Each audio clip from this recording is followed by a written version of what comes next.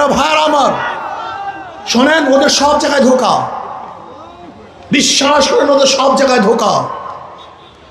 যারা নৌকায় নির্বাচন করে নিজেরা নৌকা চালাতে পারে না, যারা ধানের শেষে নির্বাচন করে নিজেরা ধান কাটতে পারে না, যারা নাঙ্গলে নির্বাচন করে নিজেরা নাঙ্গল বইতে পারে না। নৌকা চালায় গরিবরা, ধান কাটে, নাঙ্গল চালায়, ধান কাটে, সব গরিবদের। নৌকা গরিবদের প্রতীক, ধানের শীষ গরিবদের প্রতীক, নাঙ্গল গরিবদের প্রতীক, কুঠার গরিবদের প্রতীক, সব প্রতীক গরিবদের। কিন্তু যারা নির্বাচন করে একজনও গরিব না। তার মানে ওদের কাজের সাথে মার্কারই মিল নেই। কথা ঠিক না মিথ্যা? কিন্তু হাত পা কেমন একটা মার্কা। যে নির্বাচন করে সেও চালাতে পারে, যারা সমর্থন করে তারাও ঘুরাতে পারে। কথা না কি?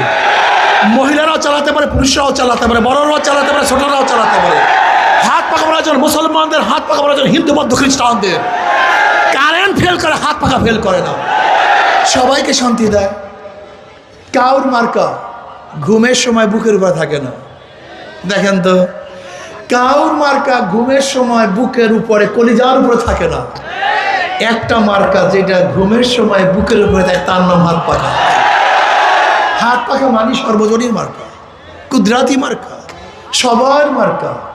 আমি বিশ্বাস করি হাত পাকা যদি বিজয় হয়, এই জাতি বিজয় হবে।